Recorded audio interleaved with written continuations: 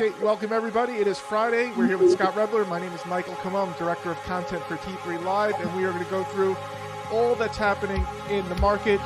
We're going to talk to Scott about whether we just topped out, whether there's more trouble ahead, and we're going to show you a way you can get Scott's trade ideas. We just have to show the disclosures on the screen. Last week we had about almost 4,000 people here live, so we're hoping we can actually beat that this week. So we'll just show Scott's positions on the screen really quickly before we get into the action. So let us know in the comments, where is everybody calling in from?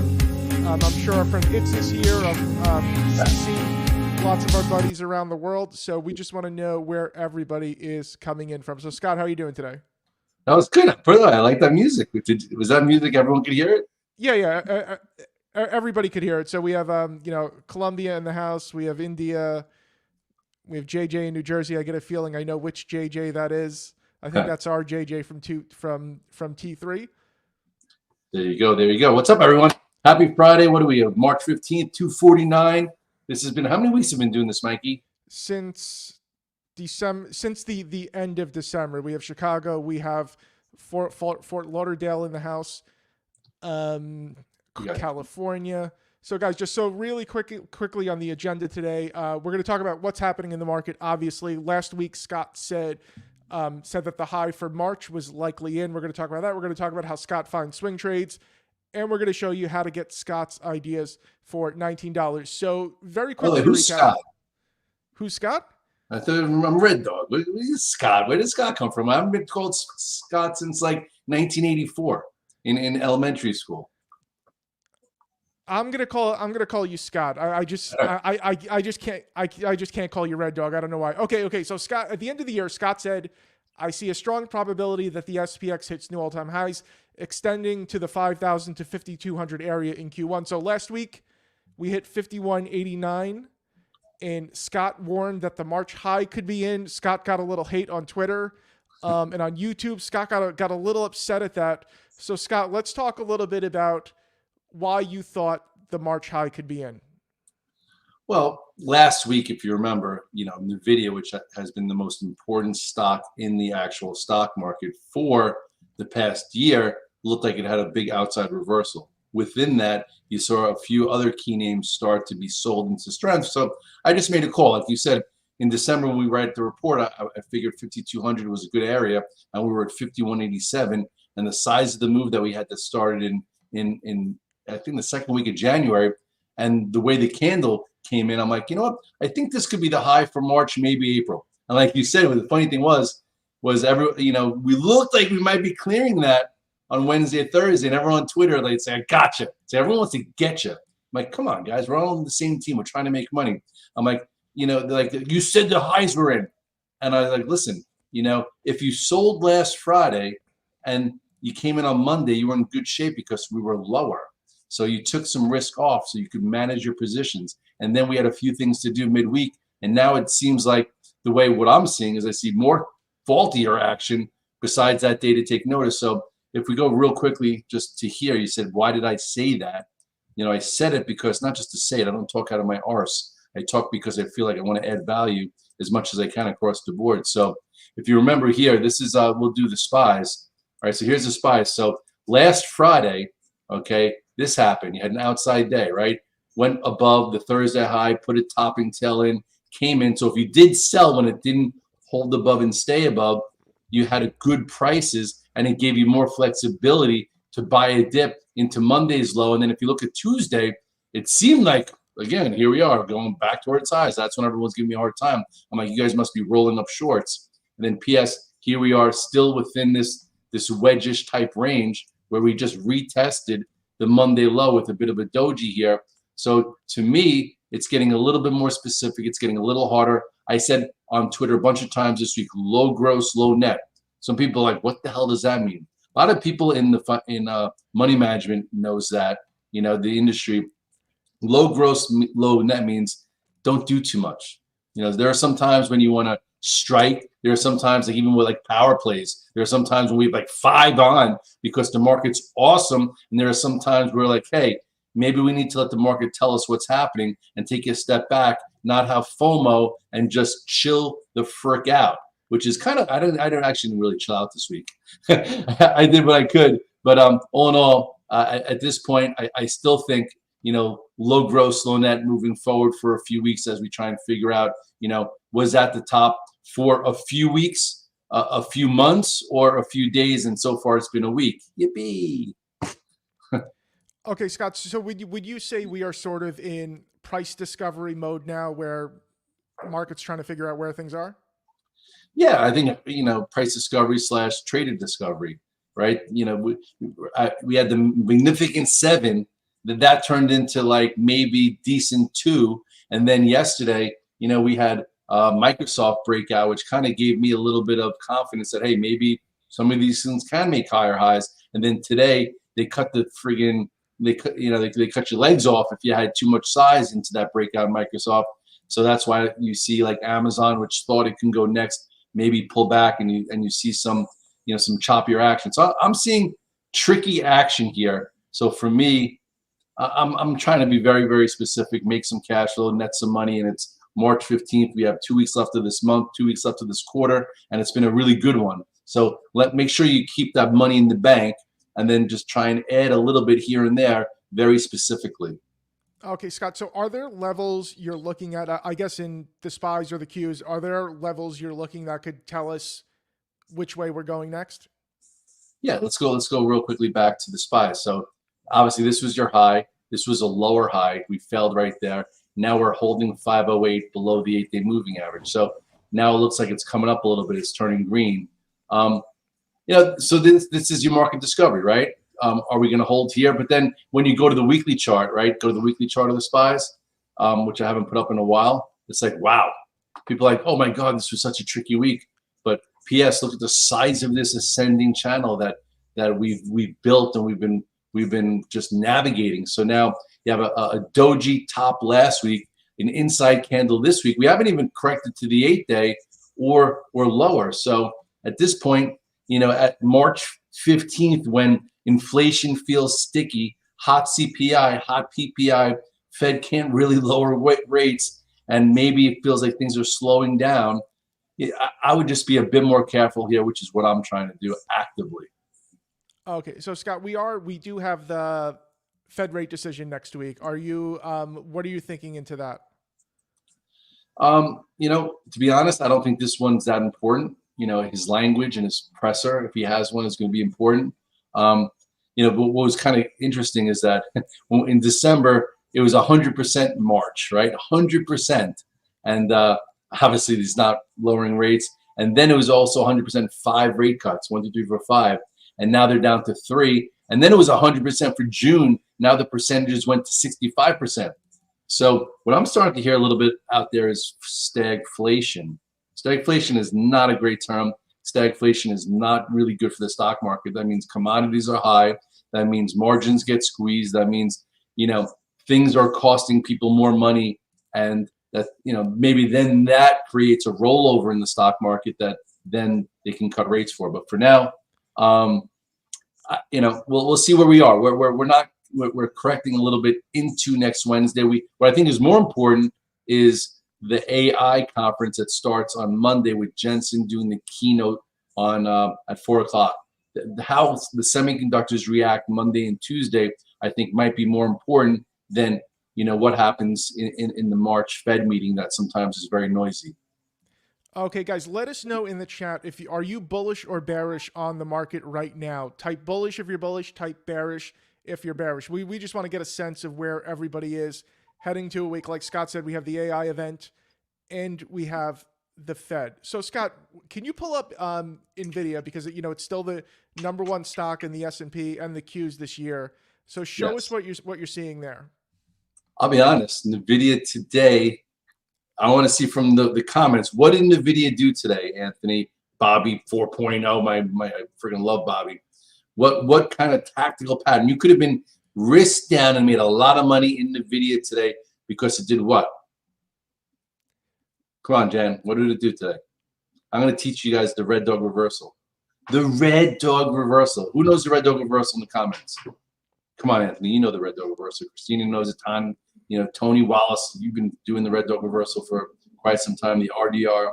So here, this is what happened. First of all, you had a red dog reversal sell last Friday when Mike and I were doing this right here, right? It got above 927 and then couldn't hold it. Some people shorted versus the 973, and then when it came back below 927, and you almost made 90 points into Monday's move.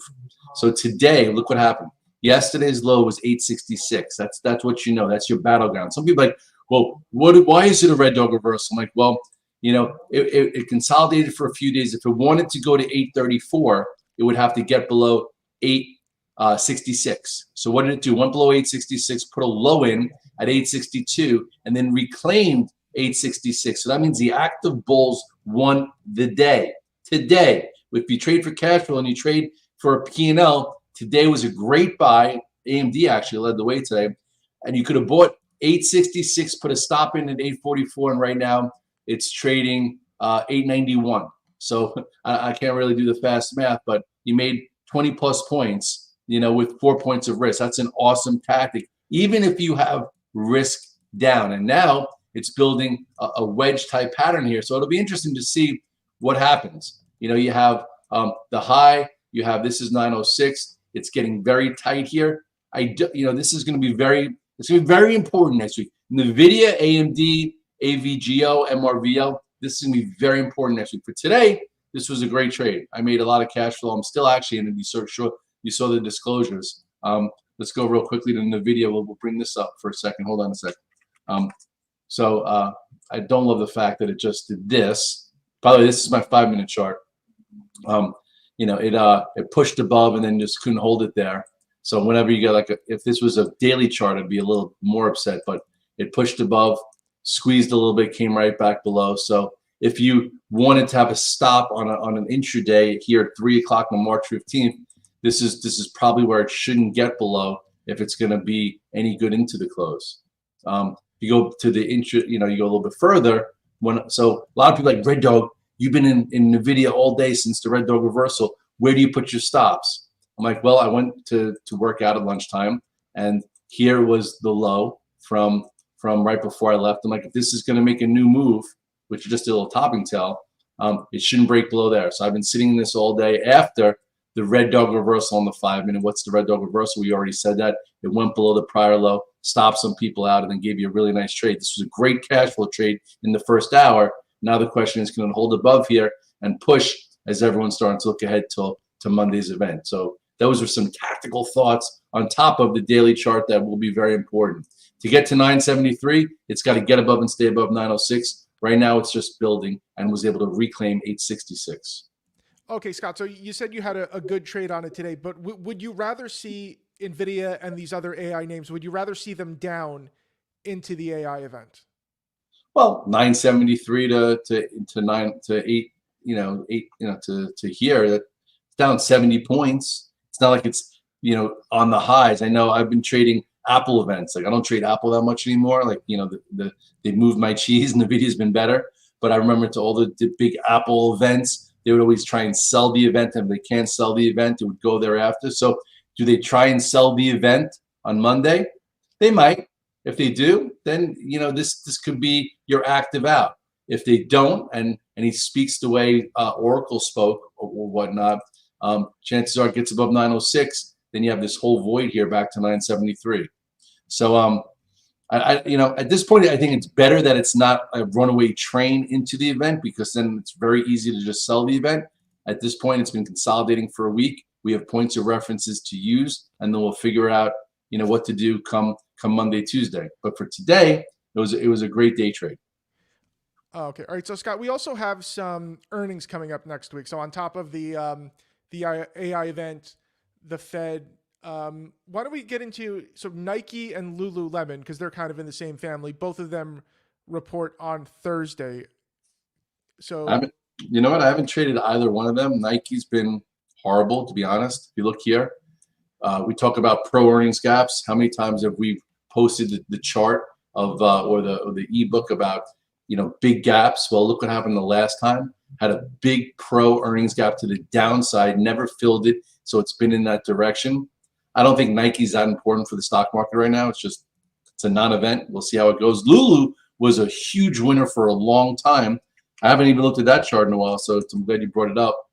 You know, Lululemon. By the way, I have a lot of Lululemon clothing. I love it. You know, I run. They have the extra skin tight over here, so there's no chafing.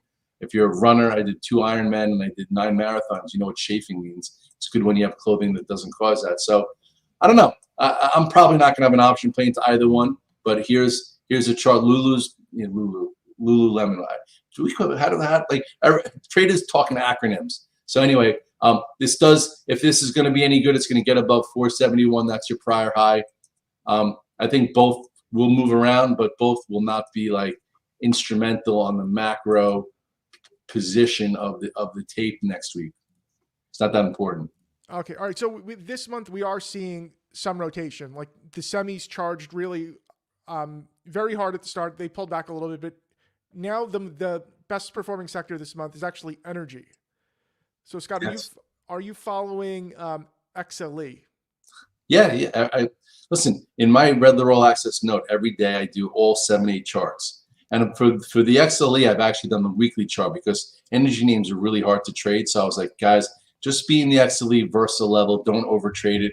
So this has been the chart that I've been actually putting up for the XLE. The XLE, if you go to the weekly chart, it's interesting because you see this channel, right? We've been in the channel now this was the high on June 6, 2022.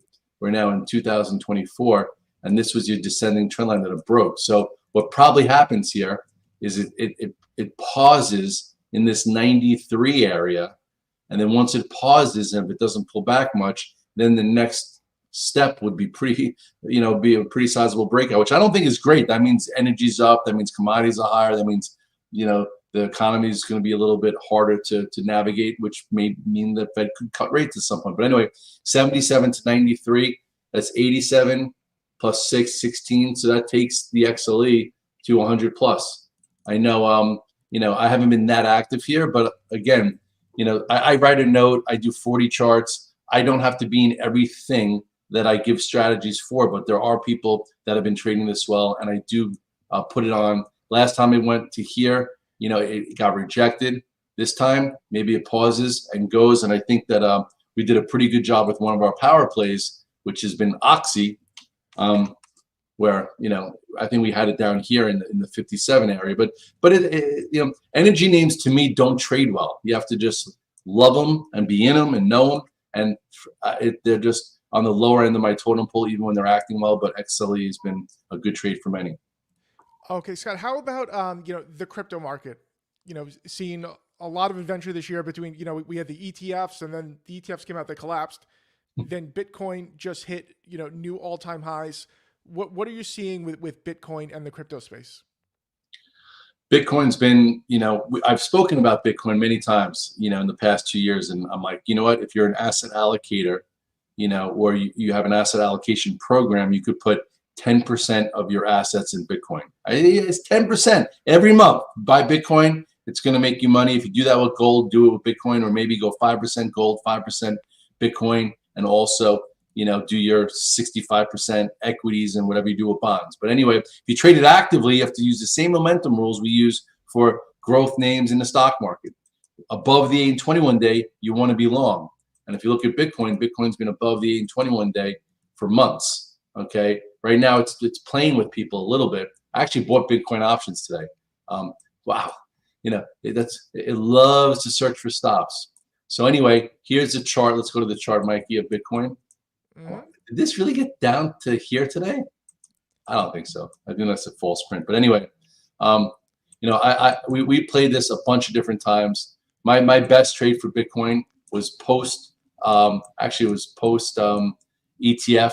Right here, actually no. This was the when BlackRock and all the ETFs got done. So they sold the news. Here was remember we talked about a red dog reversal in Nvidia today. Well, Bitcoin did the same thing. It got below 39.3, reclaimed it, and then started an active sequence. Gave you an inside range, and look at that beautiful trend.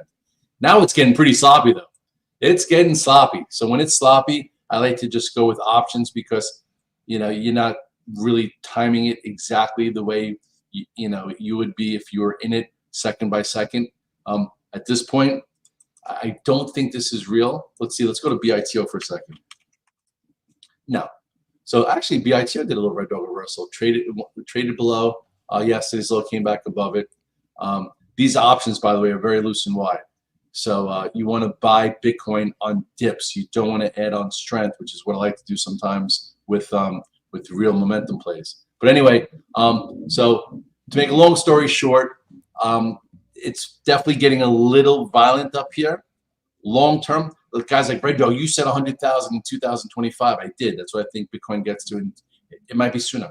Some are saying it could be by halving, but if it keeps doing what it's doing up here, it probably won't be before the halving. So just know what kind of size you have and what your exposure and what your risk is, because it moves fast. And as of right now, you have a new point of reference. So let's give it right here, and we'll see what happens over the next few weeks heading into the halving. But what I think we also help with is the miners. The miners have not been good. The miners, if you have Bitcoin, that means it costs the miners that much more to find them. So their margins are getting hurt. And, I played Mara here. Remember MARA? First of all, I'd never take it into earnings. So we sold it up here, and I haven't looked at it since. And even though today you're getting a little bit of like a bounce, just be careful buying this, because there'll be a lot of resistance going into the 2170 area. Oh, okay, Scott. So some traders I've talked to have been trading Bitcoin less because of the ETFs. They're trading the ETFs because the fees are much lower. There's not the screwiness with all the slippage. Are you shifting your trading more towards the ETFs like BITO? Yeah. You know what? I have a Coinbase account, and so I talk about Scott Redler. Who's that? No, I have lots of different buckets. I have my long-term bucket, right, where I talk about a lot. The 401k, which is every month. My son's 529, which is every month. My wife's 403b, the blood on the street account.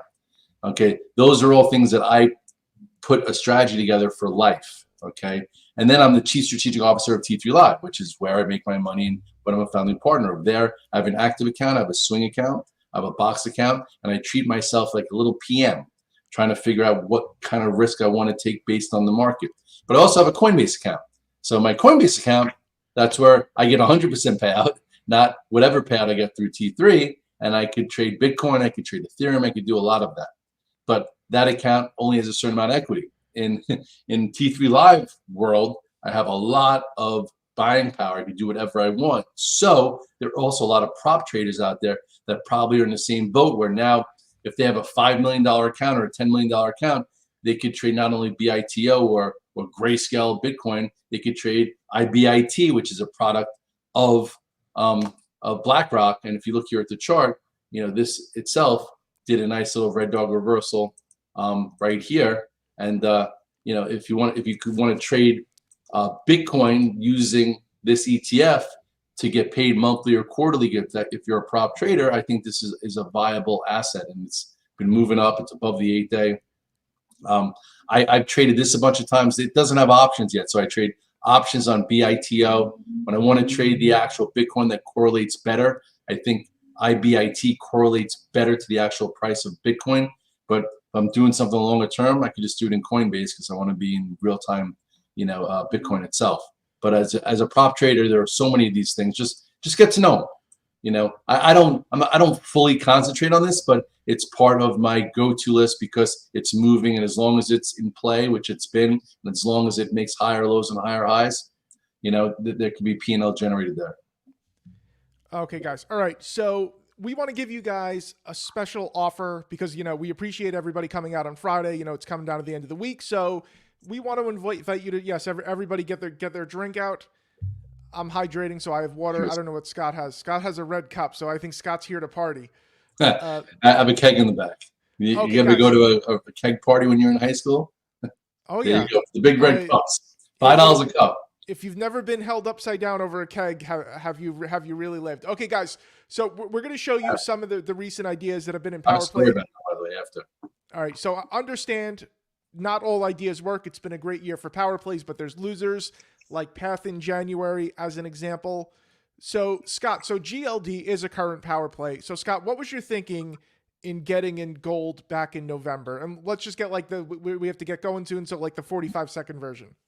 Just the daily, the weekly, and the monthly chart were all lining up. So to me, I'm not a gold bug. It was a great chart. A lot of my friends have been accumulating gold hard assets over the decade. We're really excited. I looked at it a bunch of times. So I was like, you know what? I think gold can make a move. We could play it actively. We could play with options, and it can go. And as of right now, it's been a great trade.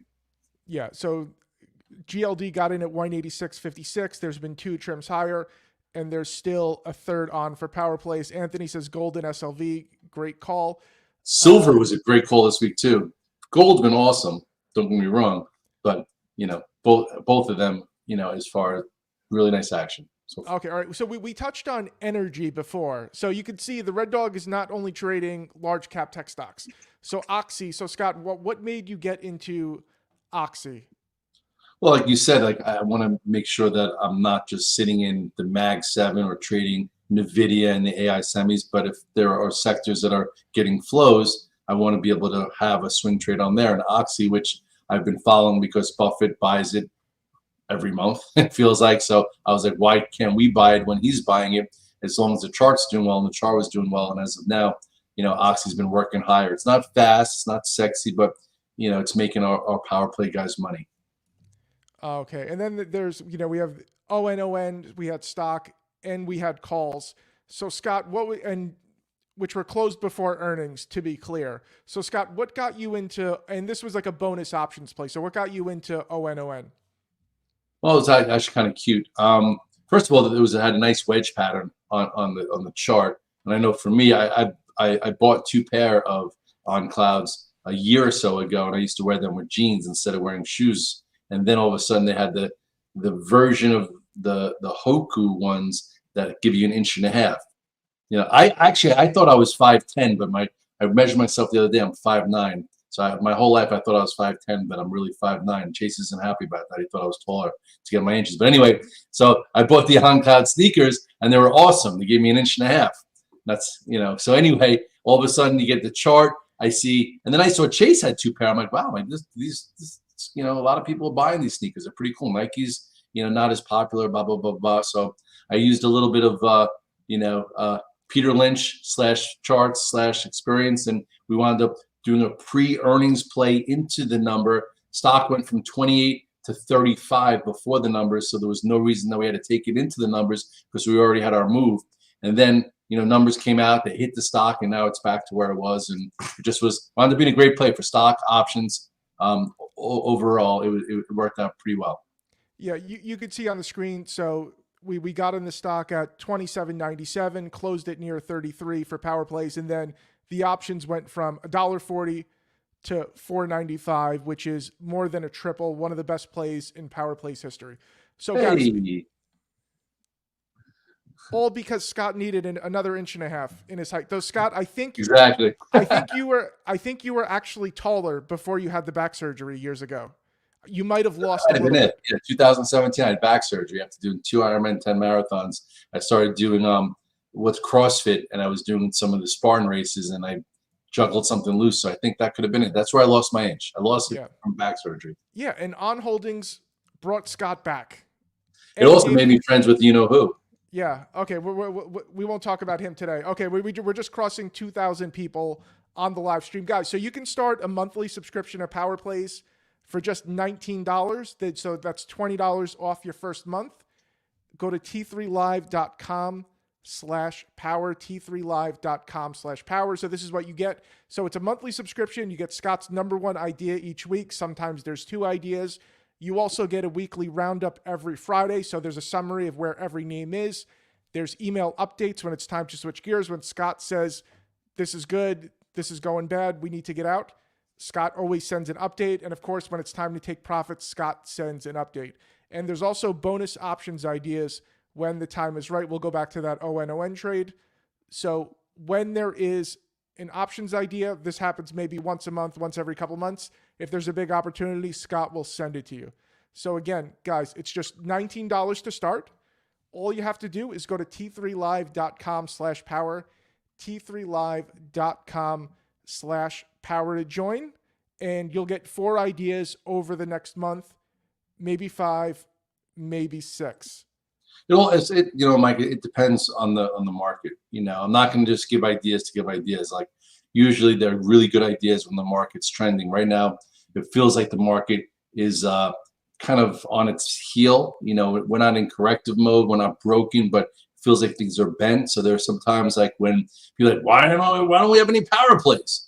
I'm like, because do you want me to just give you something to lose you money, or do you want me to give you something that I feel like has a high percentage of winning because things are having follow through? So there are times when we could have 5 power plays in 1 month.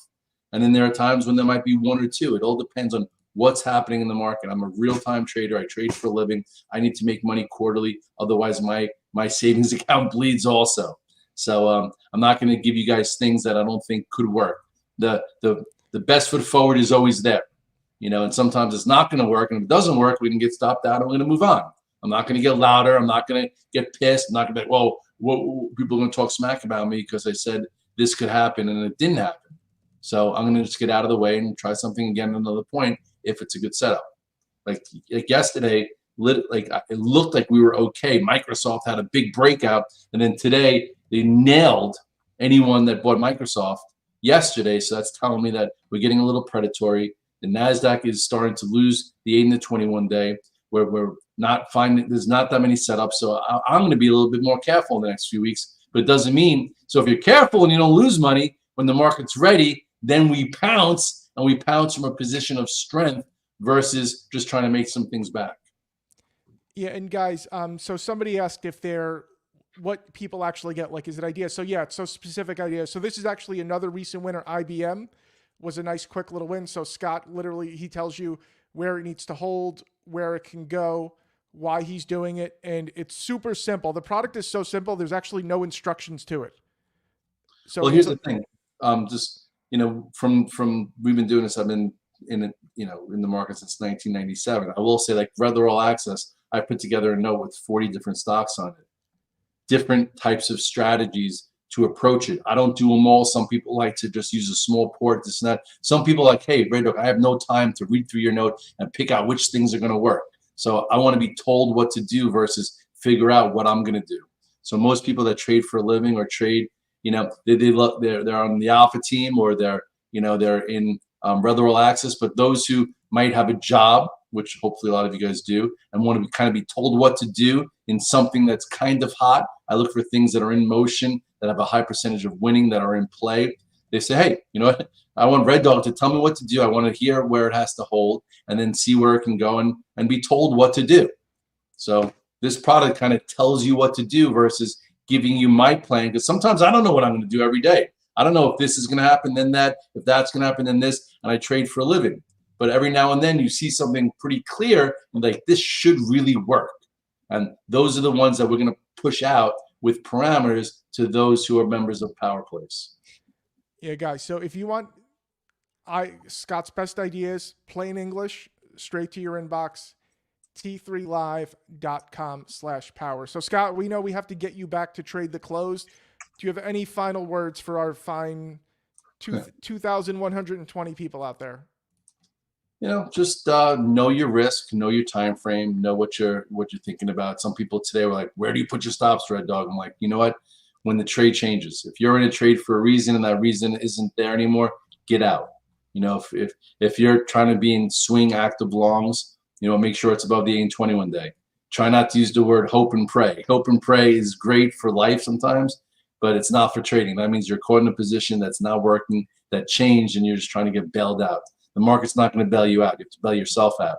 As soon as you say it's my fault I did this and you have accountability, the sooner you're going to be able to make changes and make adjustments. As far as the market overall, it's not a casino. It's a vehicle to put money away monthly for retirement, for college, and to have a career and make additional income to whatever job you have. And if you do it strategically and treat it like a business, it could be done, but it takes time and work. It's not a get rich quick scheme.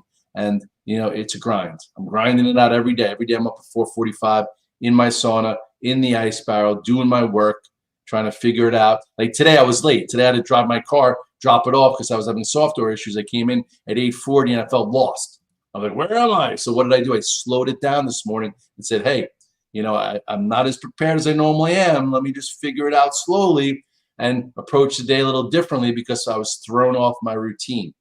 It's routine, process, discipline will put you in the right position, the right frame of mind, so you could execute with confidence and have consistent gains that could pay you over time. And you have to know what you're looking for. And have some fun. St. Patrick's Day on Sunday. Who's going kegs and eggs on Sunday? I want to Tony, you going kegs and eggs Sunday? Or it's any of you guys? Cash is a position. That's true. IBM was a good power play too. We had options on that one. Yeah, Beverly said IBM was my first power play. Was a nice quick trade. Thank you, Red Dog. And Anthony says Red Dog is the best on the street. Been trading since 1988. No one works harder. Real deal. So Scott, how does it feel? No, not 1988. Trading since 1988. 88. I was in 8th grade. Okay, but I like the vote of confidence there. Okay, Scott. So thank you, everybody out there. Thank you for joining us. We'll be back here sometime next week. Scott is off next Friday, so we will try to do something earlier in the week. Scott, have a great by the way, for any of you that might be there, it's just a quinky dink. I'm going with 4 guys to Aspen for a little spring skiing. So if you're in Aspen and you want to come say hello, Scott at T3Live.com, Scott at T3Live.com. Going, on what's it called on Thursday around 1 o'clock. We're gonna be skiing on Friday and Saturday, and then Sunday morning, and I leave Sunday. So, I haven't been there in a while. And I used to ski as a kid, and because Chase is playing so many varsity damn sports, we can't take any vacations over Christmas and spring break. So I'm doing a little bit of a 3-day getaway. Anyway, just throwing it out there. I love seeing people, and if you do see me, by the way, like in the street or somewhere, say, "What's up, Red Dog?" Just don't throw any tomatoes, because then I'll get pissed. I haven't had one tomato thrown at me yet, so that's good. I'll keep doing this as long as I don't have any tomatoes thrown at me. Anyway, what's Christina saying? Do you recommend taking every power play? I would. If I'm putting it out there as a power play, take it small, and then obviously you guys probably know what you're doing, so take a look at it first. Like sometimes, there's a little over confirmation on the play, so it might have been up a little bit prior, so you want to start small and feeling it out. If it's a power play, that means there's action there, so you don't have to do exactly. If you're sophisticated, some people aren't sophisticated. They just want to do it when I say do it and sell it when I say sell it and massage it. Some of you are traders and like, oh, you know what? I just wanted some idea flow, and I give an idea. You might be like, oh wow, I should have bought this yesterday, not today. Let me do small because on the hourly basis, it might be overbought. On the daily basis, it could be going higher. Kind of like silver. Like silver today, it's going into resistance, but in the next 2 months, it should be higher. So there are ways you could adjust around the actual play depending on, how your sophistication in the markets. Yeah. Anyway, anybody else? Yeah, Christina asked about stops. So we tell you where the trade changes. We can't say stops for regulatory reasons, but we tell you where the trade changes, and we tell you when it's time to get out of power plays. And by the way, can I just show you something with NVIDIA real quick? Just a little lesson. So remember I said I don't like this little topping tail right here? And look at that. It went sideways, did a little topping tail, and then that's predatory. That's a fake out, I didn't sell it here, but anyway, I'm just saying you had your move, went sideways, broke out, came back too fast, and then that happened. So it's just a little bar by bar analysis. I use it all the time as well. Bar by bar analysis is cool. I do on Saturdays post, a cheat sheet for candlesticks, also for chart patterns, for moving averages. And I also look at them every time I post it, I skim through it. So you're always learning, always educating yourself. And, just keep evolving, become the best version of yourself. That's all you can do. Don't compare yourself to others. Okay, I think that's a good note on Scott. Thank you, Scott. You have to go trade the close. Everybody, thank you for joining us again. We will not be here next Friday. We will try to do something earlier in the week if possible. Everybody have a wonderful weekend. Have fun on St. Patrick's Day, but don't have too much fun. Have too much fun. It's okay. Actually, if it was Saturday, to have too much fun because then you could sleep off Sunday. On Sunday, you got work Monday. Cheers. Have a great weekend. I appreciate you.